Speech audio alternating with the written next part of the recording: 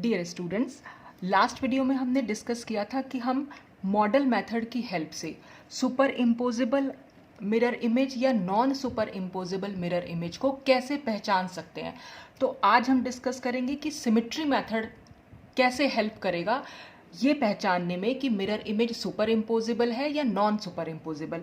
तो symmetry methods में हमें मॉलिक्यूल के अंदर कुछ सिमेट्रीज को देखना पड़ता है और वो सिमेट्रीज को हम बोल देते हैं एलिमेंट्स ऑफ सिमेट्री। ये एलिमेंट्स ऑफ सिमेट्री कोई प्लेन हो सकता है, कोई पॉइंट हो सकता है या कोई एक्सिस हो सकती है। तो अगर किसी मॉलिक्यूल में ये एलिमेंट ऑफ सिमेट्री प्रेजेंट होंगी तो वो मॉलिक्यूल की सुपर इम्पोजेबल मिरर इमेज होगी।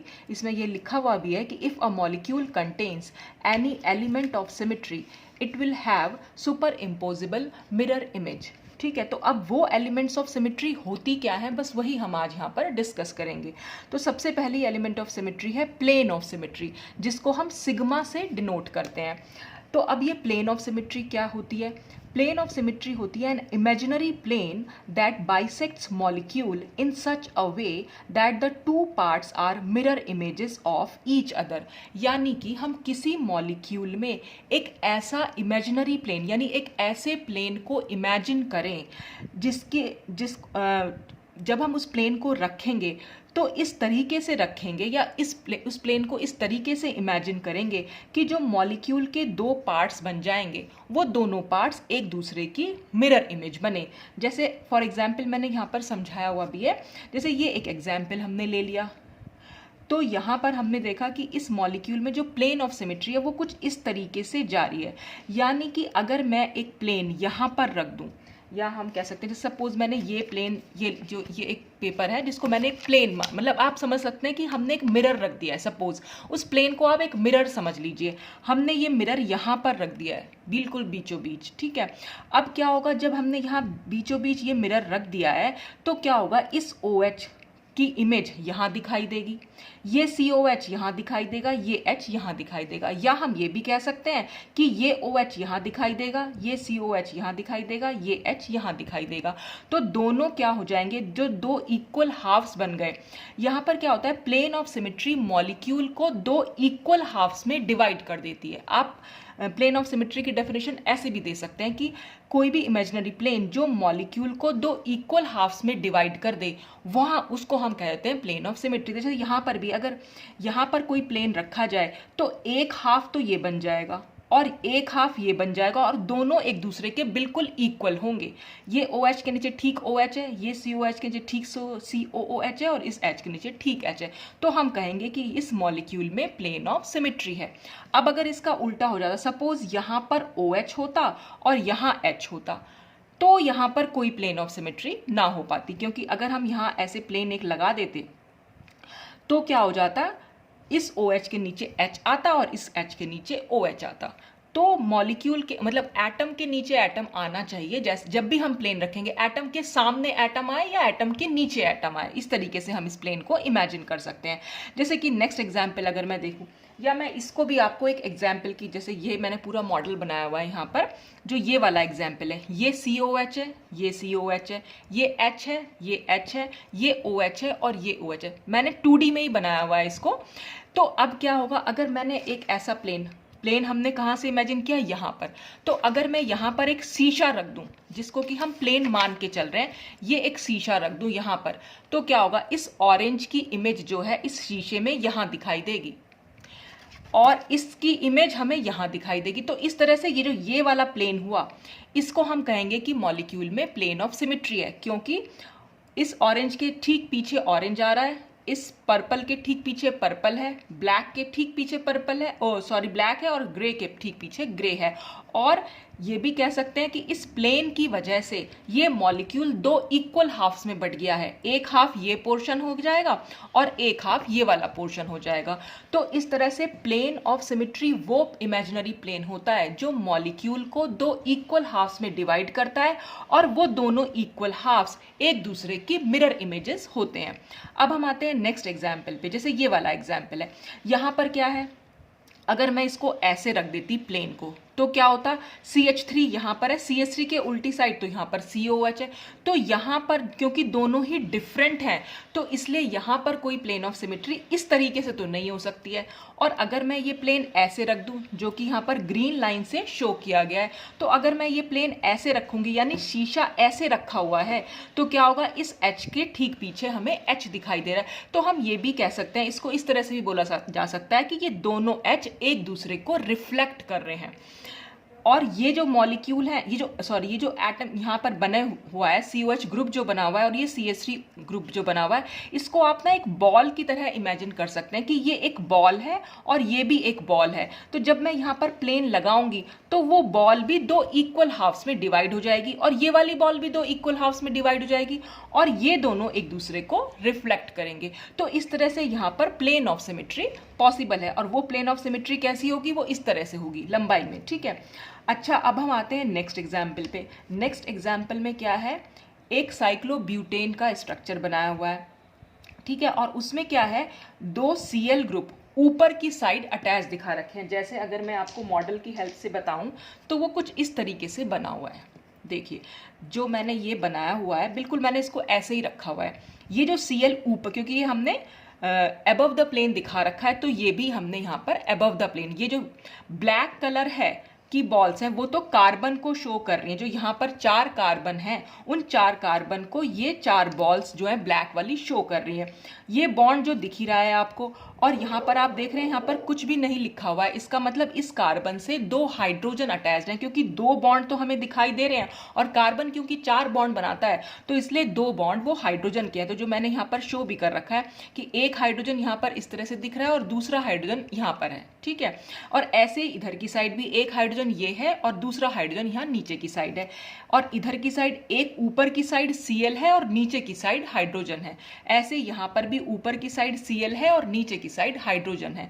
तो इस तरह से ये ग्रुप हमें यहाँ दिखाई दे रहा है। तो अगर अब इसमें प्लेन ऑफ सिमेट्री की बात की जाए तो एक ऐसा प्लेन, सपोज पहले हम इसी में देख लेते हैं मॉलिक्यूल में जो हमने स्ट्रक्चर बनाया हुआ है। तो अगर मैं एक प्लेन ऐसे रख दूं तो क्या हो जाएगा, ये Cl भी 2 इक्वल हाफ्स में डिवाइड हो जाएगा और ये Cl भी 2 इक्वल हाफ्स में डिवाइड हो जाएगा, ठीक है। और ये वाला पोर्शन यहाँ दिखाई देगा और ये पोर्शन यहाँ दिखाई देगा, क्योंकि दोनों ही इक्वल हैं तो एक दूसरे की मिरर इमेज आराम से बन सकते हैं ये। और ये भी हम कह सकते हैं कि इस तरह से प्लेन डालने पर मॉलिक्यूल 2 इक्वल हाफ्स में डिवाइड हो गया। तो एक प्लेन ऑफ सिमेट्री यहाँ पर इस तरह से दिखा सकते हैं और दूसरी प्लेन ऑफ सिमेट्री भी यहाँ पर है। अगर हम यहाँ से मॉलिक्यूल को कट कर दें तो जो ये ऊपर वाला Cl है वो यहाँ दिखाई देगा और ये वाला Cl यहाँ पर दिखाई देगा, और यहाँ पर भी मॉलिक्यूल जो है 2 इक्वल हाफ्स में डिवाइड हो गया। अब हम इसको इस मॉडल की हेल्प से भी समझ सकते हैं। देखिए मैंने प्लेन लगाया कुछ इस तरीके से, ये ऐसे प्लेन जा रहा है, यानी कि इस वाइट बॉल को कट करता हुआ और इस वाइट बॉल को कट करता हुआ, ऐसे ही ये ब्लैक बॉल भी कट हो जाएगी और ये ब्लैक बॉल भी कट हो जाएगी। तो जब ये बॉल्स कट होंगी तो 2 इक्वल हाफ्स इनके बन जाएंगे, ये भी 2 इक्वल हाफ्स बनेंगे, इसके भी 2 इक्वल हाफ्स बन जाएंगे। तो ये इस तरह से कट जाएगी। तो एक हाफ अगर हम अलग कर देंगे तो उस हाफ में क्या आएगा, ये पूरा बॉल आएगा, ये हाफ बॉल आ जाएंगी और ये भी हाफ बॉल आ जाएंगी, ठीक है। और दूसरे हाफ में क्या आ जाएगा, ये एक बॉल आएगी, ये पूरा हाफ आ जाएगा और ये भी पूरा हाफ। तो दोनों इक्वल हाफ्स में डिवाइड हो गए। और अगर सपोज आप उस प्लेन को एक मिरर की तरह समझे, सपोज यहाँ एक शीशा रखा हुआ है तो शीशे में क्या होगा, ये बॉल हमें इधर दिखाई देगी और अगर हम इधर की साइड शीशा रखें तो ये बॉल हमें इधर दिखाई देगी। तो इस तरह से हम कह सकते हैं कि मॉलिक्यूल में प्लेन ऑफ सिमेट्री। और ऐसे ही हम यहाँ भी समझते हैं, अगर हम यहाँ पर एक मिरर रख देंगे तो ये बॉल हमें इधर दिखाई देगी और ये बॉल हमें इधर दिखाई देगी। तो हम कह सकते हैं ये दोनों एक दूसरे को रिफ्लेक्ट कर रहे हैं। और अगर हम ऐसे रख रहे हैं तो ये दोनों एक दूसरे को रिफ्लेक्ट कर रहे हैं। या हम ये भी कह सकते हैं कि वो इमेजिनरी प्लेन ये इस मॉलिक्यूल को, पूरे मॉलिक्यूल को 2 इक्वल हाफ्स में डिवाइड कर रहा है। चाहे तो आप ऐसे देख लीजिए और चाहे आप इसको ऐसे देख लीजिए। अब आता है नेक्स्ट, यहाँ पर क्या हो जाएगा, देखिए जब भी किसी इस तरह से, ये एक टेट्राहेड्रल स्ट्रक्चर तो हो गई, मतलब कार्बन के 4 बॉन्ड यहाँ दिखाई दे रहे हैं और चारों ही यहाँ पर ग्रुप्स जो हैं वो बिल्कुल अलग अलग हैं।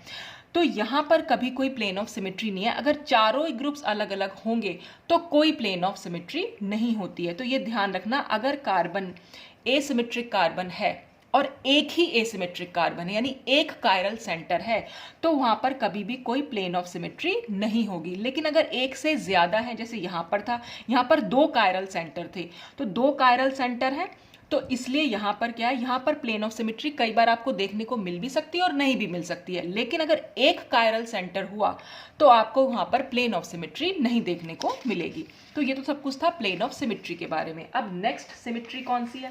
नेक्स्ट आती है प्रॉपर एक्सिस ऑफ सिमेट्री, जिसको हम सी से शो करते हैं और सफिक्स में लगा देते हैं स्मॉल एन। स्मॉल एन इसके ऑर्डर को शो करता है। वो ऑर्डर क्या होता है अभी हम यहाँ पर देखेंगे।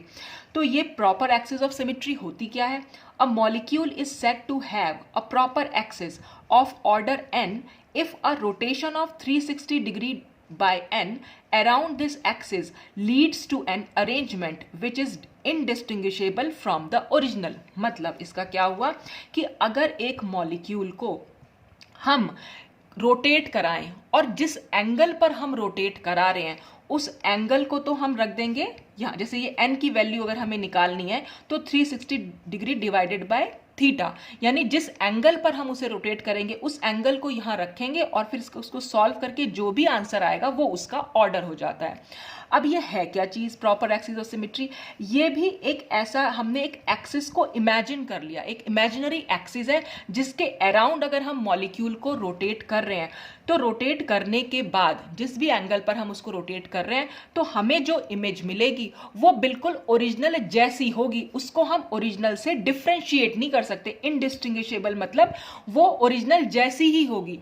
ओरिजिनल और फाइनल इमेज में कोई डिफरेंस नहीं आएगा। जैसे कि अगर ये वाटर का मॉलिक्यूल है, अब हमने वाटर के मॉलिक्यूल को क्या करा, ये वाटर के मॉलिक्यूल में हमने एक इमेजिनरी एक्सिस इस तरह से इमेजिन की और हमने इस एक्सिस के अराउंड इसको घुमा दिया।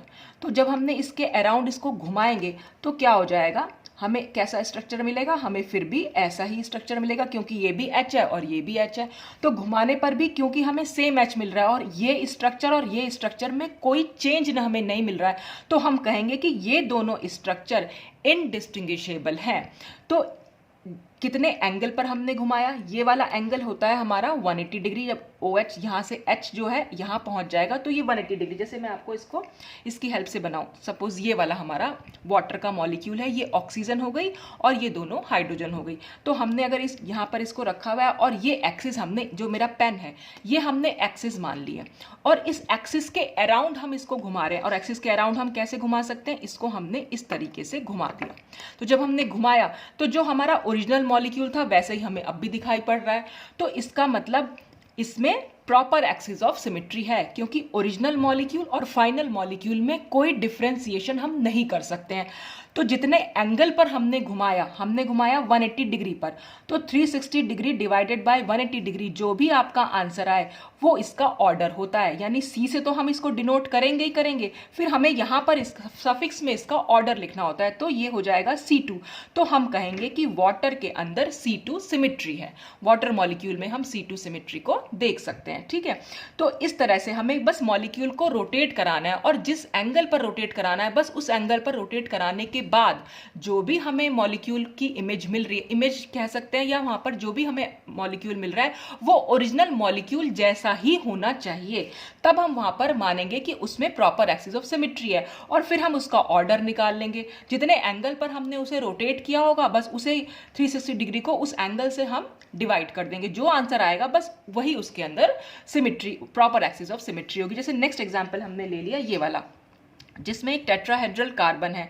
जैसे ये वाला हमने इसको मैं यहाँ मॉडल से अगर शो करूं तो ये ब्लैक जो आपको दिख रहा है वो कार्बन है, ये ऊपर की साइड हमने एक H ले रखा है और बाकी जो आपको रेड दिख रहे हैं वो 3 Cl है, यानी क्लोरीन एटम, जैसे हमने यहाँ दिखा रखे हैं, ये 3 क्लोरीन एटम है और ये हो गया हमारा H। तो अब हम क्या कर सकते हैं, देखिए अब आपको अगर मैं इसमें आप अगर खुद से भी इमेजिन करें तो आप समझ पा रहे होंगे कि ये वाला रेड बॉल, ये रेड बॉल और ये रेड बॉल, इनके बीच में, ये दोनों रेड बॉल के बीच में लगभग 120 डिग्री का एंगल आपको दिखाई भी दे रहा होगा। अगर मैं सपोज इसको यहीं रख दूं, प्लेन पेपर पे रख के देखते हैं इसको, देखिए आपको कैसे समझ में आएगा। ये मैंने यहाँ रखा, ये यहाँ रख दिया, ये यहाँ रखा है और ये यहाँ रखा है। ठीक है, और अब अगर मैं इन तीनों लाइंस को मिला दूं, ये तो मैं ऐसी रफ मिला रही हूँ बिल्कुल, तो ये जो एंगल निकल के आता है बीच वाला, ये और ये, तो ये एंगल 120 डिग्री, ये एंगल भी 120 डिग्री और ये एंगल भी 120 डिग्री है। तो मैंने इसको ये ऐसे रखा हुआ है। तो अब अगर मैं इस मॉलिक्यूल को 120 डिग्री एंगल पर घुमाऊं तो 120 डिग्री एंगल पर घुमाने पर क्या होगा, ये बॉल यहां पहुंच जाएगी, ये बॉल यहां आ जाएगी और ये बॉल यहां पहुंच जाएगी। देखिए ये मैंने इसको घुमाया और ये इस तरह से रखा, ठीक है ना। तो जो यहां बॉल थी वो यहां पहुंच गई वो बॉल, लेकिन हुआ क्या, देखने में तो ये बिल्कुल वैसा ही लग रहा है जैसा पहले था, क्योंकि नीचे के तीनों बॉल्स बिल्कुल सेम है। तो जब हमें ओरिजिनल स्ट्रक्चर भी हमारा वही था और घुमाने के बाद भी जो हमारा स्ट्रक्चर आया, उस स्ट्रक्चर में और ओरिजिनल स्ट्रक्चर में हम कोई डिफ्रेंसिएशन नहीं कर पा रहे, हमें लग रहा है बिल्कुल सेम है। तो वो सेम ही है, तो इसका मतलब यहां पर जो हमारी जो निकल के आएगी प्रॉपर एक्सिस सिमेट्री तो है, लेकिन अब अगर हमें ये निकालना है कि इसका ऑर्डर क्या है, तो हमने लिखा 360 डिवाइडेड बाय 120 और आंसर हो गया 3। तो इसका मतलब हम कहेंगे कि इस मॉलिक्यूल में C3 एक्सिस ऑफ सिमेट्री है। तो इस तरह से हम निकाल सकते हैं कि वहां पर प्रॉपर एक्सिस ऑफ सिमेट्री हम कैसे निकालेंगे। बस आपको एंगल पर घुमाना है, पर्टिकुलर एंगल पर घुमाना है और आपको देखना है कि घुमाने के बाद जो स्ट्रक्चर आपको मिल रहा है वो बिल्कुल ओरिजिनल जैसा होना चाहिए। तो जब अगर वो ओरिजिनल जैसा है तो इसका मतलब वहां पर प्रॉपर एक्सिस ऑफ सिमेट्री है। जैसे कि अब अगर हम नेक्स्ट एग्जाम्पल देखें, नेक्स्ट एग्जाम्पल में क्या है, CH3, यहाँ पर CH3, ये सब हमारा मॉलिक्यूल है, ठीक है। अब अगर इसको मैं 180 डिग्री घुमाऊं तो मैंने आपको बताया भी था फिशर प्रोजेक्शन में जब भी कभी दो एसिमेट्रिक कार्बन एटम होंगे, दो कायरल कार्बन होंगे, उनको जब हम घुमाते हैं तो क्या होगा, टॉप बॉटम पे पहुंच जाता है, बॉटम टॉप पे चला जाता है। ये ग्रुप यहाँ पहुंच जाएगा, ये ग्रुप यहाँ आ जाएगा, ये ग्रुप यहाँ पहुंचेगा और ये ग्रुप यहाँ आ जाएगा, यानी इस तरह से ये डायगोनल चेंज हो जाता है। अब क्योंकि ये दोनों H तो सेम ही है तो ये दोनों H एज इट इज ही रहेंगे, ये दोनों Cl सेम ही है तो ये दोनों Cl भी ऐसे ही रहेंगे, और ये दोनों क्योंकि CH3 तो चाहे आप इसको ऊपर और नीचे लिख दीजिए एक ही बात है। तो घुमाने के बाद भी हमें सेम स्ट्रक्चर मिला, जैसा पहला था वैसा ही हमें वापस मिला। और कितने डिग्री पर घुमाया था हमने इसे, 180 डिग्री पर, और 180 डिग्री घुमाने का मतलब है उसका ऑर्डर क्या निकल के आएगा, 2। तो इसका मतलब हम कहेंगे इस मॉलिक्यूल में C2 एक्सिस ऑफ सिमेट्री है। तो इस तरह से हम इसको समझ सकते हैं कि कौन सी किस मॉलिक्यूल में किस हिसाब से हमें प्रॉपर एक्सिस ऑफ सिमेट्री देखनी है। बस आपने क्या करना है, मॉलिक्यूल को लिया और उसको एक पर्टिकुलर एंगल पर घुमाकर देखा, किस एंगल पर घुमाने पर आपको सेम इमेज, सेम स्ट्रक्चर अगर आपको मिल रहा है ओरिजिनल स्ट्रक्चर जैसा, तो इसका मतलब वहां पर प्रॉपर एक्सिस ऑफ सिमेट्री है। अब इसके बाद नेक्स्ट हम आते हैं centre of symmetry. Centre of symmetry को हम डिनोट करते हैं स्मॉल आई से, क्योंकि हम इसे इन्वर्जन पॉइंट भी बोल देते हैं। तो इसका सेंटर ऑफ सिमेट्री अब हुआ क्या, सेंटर ऑफ सिमेट्री होती है किसी भी, centre of symmetry is a point in a molecule from which if lines are drawn on one side and extended an equal distance on the other side meet the same groups or atoms। अब इसका क्या मतलब हुआ, इसका मतलब हुआ कि किसी भी मॉलिक्यूल में ये एक पॉइंट होता है, सेंट्रल पॉइंट, सेंटर में होगा मॉलिक्यूल। जैसे ये एक मॉलिक्यूल है, इसके सेंटर ये हो जाएगा, सेंटर में एक ऐसा पॉइंट कि अगर इस पॉइंट से हम एक लाइन ड्रॉ करें, जहां भी एक एटम बना हुआ है, तो हमें एक एटम यहां बना हुआ दिख रहा है, तो हमने एक लाइन को ड्रॉ कर लिया इस तरीके से, तो वो H तक पहुंचा। अब इसी लाइन के ठीक ऑपोजिट भी अगर हम एक लाइन को ड्रॉ करें, तो जो आगे पहुंचने पर हमें जो एटम मिला था वही लाइन को पीछे ड्रॉ करने पर मिलना चाहिए। मतलब जब हम आगे ड्रॉ कर रहे थे तो हमें H मिल रहा था, जब हम पीछे ड्रॉ कर रहे हैं तब भी हमें H मिल रहा है। तो आगे मूव करने पर जो एटम हमें मिल रहा था वही एटम हमें उसके ठीक पीछे मूव करने पर मिलना चाहिए, तब वहां पर हम कहेंगे कि सेंटर ऑफ सिमेट्री प्रेजेंट होगी। ठीक है, जैसे कि अगर हम CO2 की बात करें, अब इस C से जब हम आगे की साइड बढ़े तो हमें ऑक्सीजन मिला, और जब हम पीछे की साइड बढ़े तब भी हमें ऑक्सीजन मिला। तो जो लाइन आपने आगे खींची है उसके ठीक पीछे सेम लाइन खींचनी है आपको। आप वो लाइन ऐसा इधर उधर कहीं नहीं खींचेंगे, जैसे लाइन आपने आगे खींची है तो आप पीछे खींचेंगे, आपने ऊपर खींची है तो नीचे खींचेंगे, आपने ऐसे खींची है डायगोनल तो आप इस तरह जाएंगे, यहां खींची है तो ठीक इसके पीछे। तो जो लाइन जहां खींची है उसके ठीक पीछे खींचने पर अगर आपको लाइन के दोनों तरफ सेम ग्रुप्स दिखाई दे रहे हैं तो इसका मतलब वहां सेंटर ऑफ सिमेट्री है। जैसे कि ये पूरा मॉलिक्यूल है, यहां सेंटर ऑफ सिमेट्री हम यहां मान रहे हैं, इससे हम आगे बढ़े तो हमें CH3 दिख रहा है, इसी लाइन से पीछे बढ़े तो हमें CH3 दिख रहा है। तो हम ये भी कह सकते हैं कि ये इस लाइन के दोनों तरफ हमें सेम ग्रुप्स दिखने चाहिए, यहाँ भी CH3 यहाँ भी CH3, तो इसका मतलब यहाँ पर सेंटर ऑफ सिमेट्री है। या हम ऐसे समझ सकते हैं कि बस पॉइंट से आगे की लाइन खींची, फिर पीछे की लाइन खींची, आगे खींचने पर जो ग्रुप हमें मिल रहा था पीछे खींचने पर भी हमें वही ग्रुप दिखाई दे, तो वहाँ सेंटर ऑफ सिमेट्री होती है। जैसे अब ये वाला एग्जाम्पल देखें, इस वाले एग्जाम्पल में हम क्या करें, सेंटर पॉइंट हमने ले लिया, ये सेंटर पॉइंट ये लिया, तो हम जब आगे बढ़े तो हमें H मिला, जब हम पीछे बढ़ेंगे तो भी हमें H मिल रहा है, जब हम इधर आगे बढ़े तो Cl मिल रहा है, इसके ठीक पीछे मिले तो Cl मिल रहा है। तो इस पूरी लाइन के दोनों तरफ H मिल रहे हैं और इस पूरी लाइन के दोनों तरफ Cl मिल रहे हैं, तो यहाँ पर भी सेंटर ऑफ सिमेट्री है। अच्छा, अब नेक्स्ट एग्जाम्पल देखें। नेक्स्ट एग्जाम्पल में क्या है, सेंटर पॉइंट हमने ले लिया ये। अब जब हम इसमें ऊपर की साइड मूव कर रहे हैं तो इस कार्बन से ऊपर की साइड अगर हमें CH3 दिखाई दे रहा है तो हमें पीछे की साइड मूव करना पड़ेगा। देखिए, आगे आने पर ये कार्बन है तो पीछे आने पर ये वाला कार्बन है। आगे आने वाले कार्बन के ऊपर की साइड CH3 था तो पीछे वाले कार्बन पर नीचे की साइड CH3 होना चाहिए। ये बात का ध्यान रखिएगा।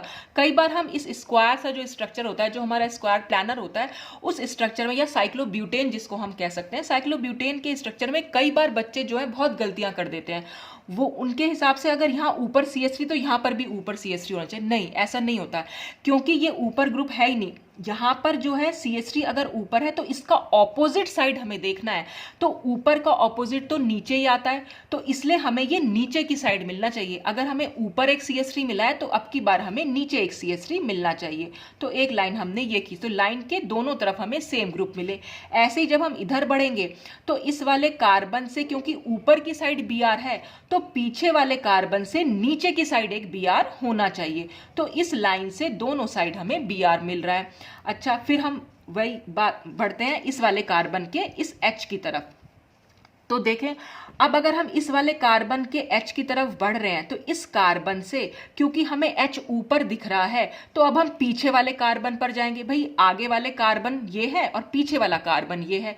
इस कार्बन से अगर हमें ऊपर H दिख रहा है तो इस कार्बन से हमें नीचे H दिखना चाहिए, तो वो नीचे H हमें दिखाई भी दे रहा है। फिर हम देखेंगे इन दोनों हाइड्रोजन की बात। अब हम बढ़े इस कार्बन पर, तो आगे तो ये कार्बन है, पीछे जाएगा ये वाला कार्बन, और इस वाले कार्बन से, क्योंकि नीचे की साइड एक हाइड्रोजन है, तो इस वाले कार्बन से ऊपर की साइड हाइड्रोजन होना चाहिए, क्योंकि नीचे का ऑपोजिट ऊपर होता है, तो हमें ऑपोजिट साइड ही देखनी होती है। तो इस तरह से, क्योंकि हम इसमें जितने भी एटम्स हैं हम सबको चेक करेंगे, हम कोई 2 या 3 एटम को चेक नहीं करेंगे, हम सारे एटम्स को वहां पर चेक करते हैं। तो सब एटम्स या ग्रुप्स को जब हम चेक करें तो सारे ग्रुप्स हमें सिमिलर मिल रहे हैं, तो इसका मतलब यहाँ पर I है। अच्छा, अगर हम इस ग्रुप की बात करें, यहाँ पर ये एक कायरल कार्बन हो गया। कायरल कार्बन कैसे? क्योंकि यहाँ पर चारों ही डिफरेंट ग्रुप जुड़े हुए हैं। कायरल कार्बन में कोई सिमेट्री आपको मिलेगी ही नहीं, वहां पर ना तो वहां पर आपको प्लेन ऑफ सिमेट्री भी नहीं थी, और यहाँ पर आपको I भी नहीं मिलेगा। ठीक है, तो इसलिए यहाँ जो भी कायरल कार्बन होता है उसकी मिरर इमेज तो हमेशा ही नॉन सुपर इम्पोजिबल होती है। अच्छा, अगर हम इस ग्रुप की बात करें, इस ग्रुप में भी फिर मैंने वही आपको बताया था, ये जो डैश लाइन है ये हमें बिलो द प्लेन दिखाती है। अब देखिए, इन दोनों कार्बन पर दोनों ही बिलो द प्लेन है, पर मैंने आपको अभी अभी इस एग्जाम्पल में समझाया बिलो द प्लेन का मतलब क्या होगा, ये नीचे की साइड Cl बना होगा और इसमें भी ये नीचे की साइड बना हुआ होगा। तो जब हम इस कार्बन पर जा रहे हैं, यहाँ सेंटर है हमारा, इस सेंटर से जब हम यहां जा रहे हैं तो हमें नीचे दिख रहा है Cl, तो इसका मतलब जब हम इस कार्बन पर आएंगे तो हमें ऊपर की साइड Cl दिखना चाहिए, तब तो I होगी।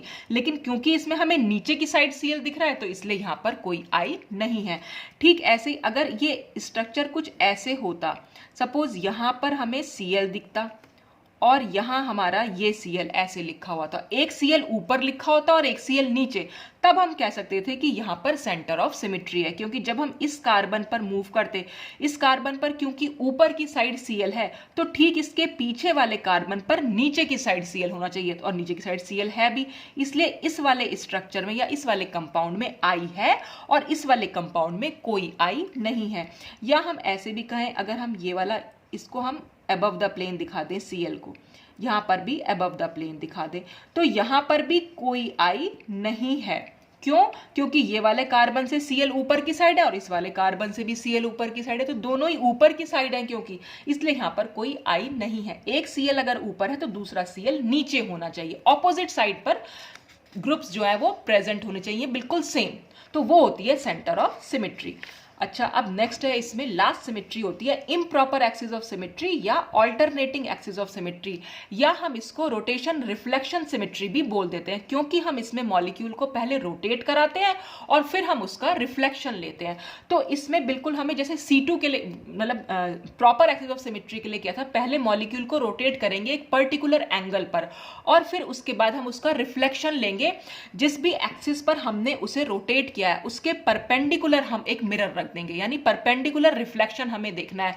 और परपेंडिकुलर रिफ्लेक्शन अगर के बाद जो इमेज आएगी या जो मॉलिक्यूल हमारा आएगा अगर वो पहले जैसा है तो इसका मतलब वहां पर ऑल्टरनेटिंग एक्सिस ऑफ सिमेट्री है। तो अगर हम डेफिनेशन पर जाएं तो a molecule is said to have an n-fold alternating axis of symmetry if on rotating the molecule through an angle of 360 degree divided by n about this axis followed by taking its reflection in a plane perpendicular to this axis, a structure similar to the original molecule is obtained। वही बात जो मैंने आपको बताई कि सबसे पहले हम मॉलिक्यूल को रोटेट करेंगे एक पर्टिकुलर एक्सिस पर, जिस एक्सिस पर हमने उसे रोटेट किया है उसके बाद हम उस एक्सिस के परपेंडिकुलर एक मिरर रखेंगे, यानी वहां पर हम उसका रिफ्लेक्शन लेंगे और रिफ्लेक्शन जो हमें मिलेगा अगर वो ओरिजिनल मॉलिक्यूल जैसा है तब तो वहां पर ऑल्टरनेटिंग एक्सिस ऑफ सिमेट्री होगी, अदरवाइज वहां पर नहीं होगी। तो इसको हम SN से डिनोट करते हैं। N यहां पर वापस से वही ऑर्डर दिखाता है। अब हम एग्जाम्पल की बात करेंगे, जैसे यहां पर ये एक एग्जाम्पल हमने लिया। अब क्या हुआ, इसमें हमने बीचों बीच, जैसे कि सपोज यही वाला स्ट्रक्चर अगर मैं वापस ले लूं, ये हमारा ये पूरा स्क्वायर आपको दिख रहा है, यहां पर भी आपने ये स्क्वायर देखा, तो हमने जो एक्सिस के अराउंड घुमाना है वो ये एक्सिस है जो इसके बीचों बीच जा रही है। तो हम पेपर पे इसको कैसे दिखाते हैं, ये हमने इस तरह से दिखाया। तो हम इसके अराउंड इसको रोटेट करेंगे और कितने एंगल पर हमने इसको रोटेट किया, हमने रोटेट किया 180 डिग्री पर। तो अगर हमने इसको 180 डिग्री पर रोटेट किया तो n की वैल्यू क्या हो जाएगी, 360 degree divided by 180 degree, answer आ जाएगा 2। ठीक है, तो हमने घुमाया। अब 180 पर घुमाएंगे कैसे, देखिए 180 पर घुमाने का मतलब ये हुआ कि हमारा हमने ये स्ट्रक्चर इस तरह से ले रखा था। ठीक है, अब हम इसको घुमा रहे हैं, ये सारे एंगल 90 डिग्री होते हैं, ये तो आपको पता ही होगा। तो जब हम अब आपको क्या चेक करना है, यहां पर एक Cl है। अब आप देखेंगे ये Cl जब मैं 180 डिग्री घुमाऊंगी तो ये यहां पहुंच जाएगा। एक बार के लिए मैं इसको यहां से हटा देती हूं, फिर आपको कंफ्यूजन नहीं होगा। ये एक ही Cl हम यहाँ पर नोटिस करते हैं, बस आप ये ध्यान रखिएगा, ये वाला Cl है यहाँ पहुंचेगा 180 डिग्री के बाद। कैसे पहुंचेगा, देखिए जब मैं इसको घुमा रही हूँ 90 डिग्री, तो 90 डिग्री हम कैसे घुमा सकते हैं इसको, सिर्फ इतना, माने जो Cl यहां था वो यहां पहुंच जाएगा। ये तो हुआ 90 डिग्री। और फिर से अगर मैं एक 90 डिग्री घुमाऊं तो मैं इसको इस तरह से घुमाऊंगी, यानी अब जो यहां पर था वो यहां पहुंच जाएगा। तो जब इसका मतलब टोटल एंगल हमारा कितना हो गया, 180 डिग्री। तो आपने देखा 180 डिग्री पहले मैंने एक 90 घुमाया, फिर मैंने दूसरा 90 घुमाया, तो जो ये वाला मॉलिक्यूल था Cl जो पहले यहां पर प्रेजेंट था अब वो यहां पहुंच गया। तो यानी 180 डिग्री घुमाने पर हमेशा ग्रुप जो है, क्योंकि ये वाला एंगल तो 180 डिग्री होता ही है बीच वाला, तो आपने ये जो यहां पर मैं आपको ये बता रही थी, ये स्क्वायर, तो ये जो एंगल है ये तो पूरा 180 डिग्री होता है और यहाँ पर ये जो एंगल होते हैं वो 90 डिग्री होते हैं। तो जब हम अगर मैं इन कार्बन का नंबर दे दूं तो अगर मैं 90 डिग्री घुमा रही हूं इसको तो क्या हो जाएगा, 1 2 की जगह पे पहुंचेगा, 2 4 की जगह पे पहुंचेगा, 4 3 की जगह पे और 3 जो है 1 की जगह पे। देखते फिर से नंबर लिख दूं अगर मैं, तो ये 1 हो जाएगा, ये 2 हो जाएगा, ये 3 हो जाएगा, 1 2, ये सॉरी ये मैंने नंबर ही गलत डाल दिया, 1 2 3 4। तो 1 यहाँ पहुंचेगा, 2 यहाँ पहुंचेगा, 3 यहाँ पहुंचेगा और 4 यहाँ पहुंचेगा। और मैं फिर से अगर इसे 90 डिग्री घुमाऊं तो क्या होगा, 1 यहाँ पहुंच जाएगा, 2 यहाँ पहुंचेगा, 3 यहाँ, 4 यहाँ। तो मैंने इसको फिर से घुमाया तो 1 यहाँ पहुंचा, 2 यहाँ, 3 यहाँ और 4 यहाँ। तो आप देख रहे हैं इसमें और इसमें ये कुल मिलाकर 180 डिग्री तो हुआ। तो 180 डिग्री में हमेशा क्या होता है, डायगोनल चेंजेस हो जाते हैं। जो ग्रुप यहाँ लगा होता है वो यहाँ पहुंच जाता है, जो यहाँ लगा होता है वो यहाँ पहुंच जाता है। ऐसे ये 2 4 की जगह और 4 2 की जगह पहुंचेगा। तो यही यहाँ पर हमने कर भी रखा है। तो इसमें क्या हो रखा है, ये पूरे ग्रुप्स जो हैं यहाँ पहुंचे हैं और ये पूरे ग्रुप्स यहाँ पहुंचे हैं। तो जब हमने 180 डिग्री घुमाया तो अब इस कार्बन पर हम क्या करेंगे, ऊपर Cl और नीचे H लिखेंगे। तो मैंने इस कार्बन पर ऊपर Cl और नीचे H लिखा और ये वाले पूरे ग्रुप जो है वो यहाँ पहुंच जाएंगे। तो अब हम यहाँ पर ऊपर H और नीचे Cl लिखेंगे। तो हमने H और Cl लिख दिया। फिर क्या होगा, हम इसको भी डायगोनल दिखाएंगे, यानी ये दोनों ग्रुप्स को अब हम यहाँ दिखाएंगे। तो इसमें ऊपर H और नीचे F लिखा हुआ है, तो जब ये यहाँ पहुंचेगा तो ये ऊपर H और नीचे F लिखेंगे और इस पूरे ग्रुप को हम यहाँ पहुंचा देंगे। तो ये F ऊपर और ये H नीचे। तो इस तरह से हम इसका 180 डिग्री का रोटेशन यहाँ पर दिखा सकते हैं। अच्छा, अब हमने क्या करा, क्योंकि हमने एक्सिस ऐसे मानी थी जो इसके बीच से होके जा रही है, तो अब हम परपेंडिकुलर रखेंगे इसके। परपेंडिकुलर माने लंबवत। जैसे हमने ये एक्सिस को इस तरह से माना था, तो ये वाली एक्सिस के परपेंडिकुलर क्या पोजीशन हो जाएगी, ये वाली पोजीशन तो होगी। मतलब कि हमने इस मॉलिक्यूल को ऐसे खड़ा किया और यहां पर शीशा रख दिया नीचे बिल्कुल, क्योंकि हमारा एक्सिस क्या थी, ये। तो इस एक्सिस के परपेंडिकुलर हमने जब शीशा रखा यानी कोई मिरर रखा, तो मैंने आपको बताया था जब भी हम किसी मॉलिक्यूल के नीचे की साइड मिरर रखते हैं तो जो टॉप होता है वो बॉटम बन जाता है, जो बॉटम होता है वो टॉप बन जाता है। तो हर स्ट्रक्चर, हर कार्बन से जो भी चीजें ऊपर जुड़ी हुई होंगी वो हमें मिरर में नीचे की साइड दिखाई देंगी और जो नीचे जुड़ी हुई होंगी वो हमें ऊपर की साइड दिखाई देंगी। तो हमें यहां पर यही करना है कि इस वाले एटम की अगर हम कार्बन की बात करें तो क्योंकि इसमें ऊपर F है और नीचे H है, तो अब जब मिरर इमेज में देखेंगे तो F नीचे आ जाएगा और H ऊपर चला जाएगा। तो हमने H ऊपर और F नीचे। तो हर एटम पर, हर कार्बन एटम पर यही चेंज आपको करना है।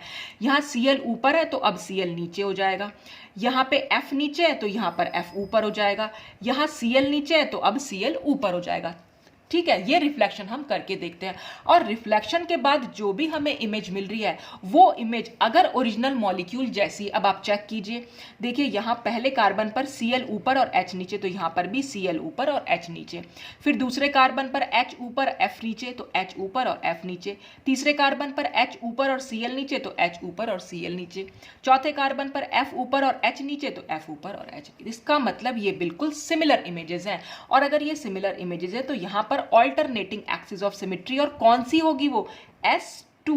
2 कैसे निकाला, क्योंकि हमने जो रोटेशन कराई थी वो एंगल हमें 360 डिग्री के नीचे रख के उसको डिवाइड करना है 360 डिग्री को, तो आंसर आ जाएगा 2। तो इसलिए यहां पर हम कहेंगे कि इस मॉलिक्यूल में S2 है।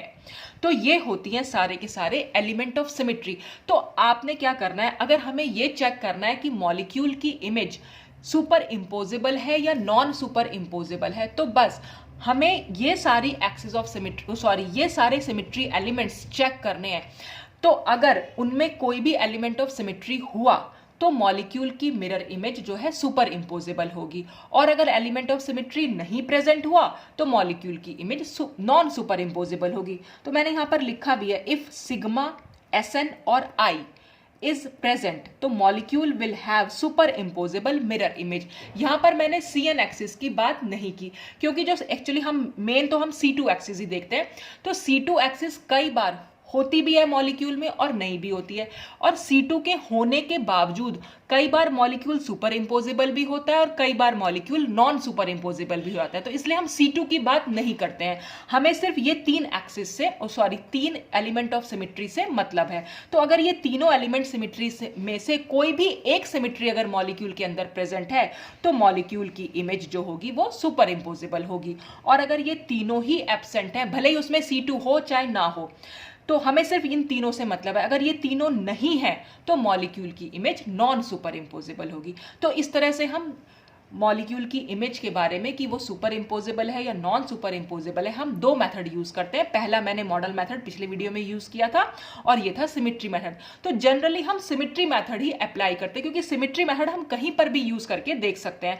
मॉडल मेथड में मॉडल फिर कंस्ट्रक्ट करना पड़ता है, वो थोड़ा टिपिकल पड़ता है। पर मैंने दोनों मेथड समझा दिए, आपको जो भी सही लगे आप वहां पर अप्लाई जो है कर सकते हैं। तो आज के वीडियो के लिए बस इतना ही। Thanks for watching.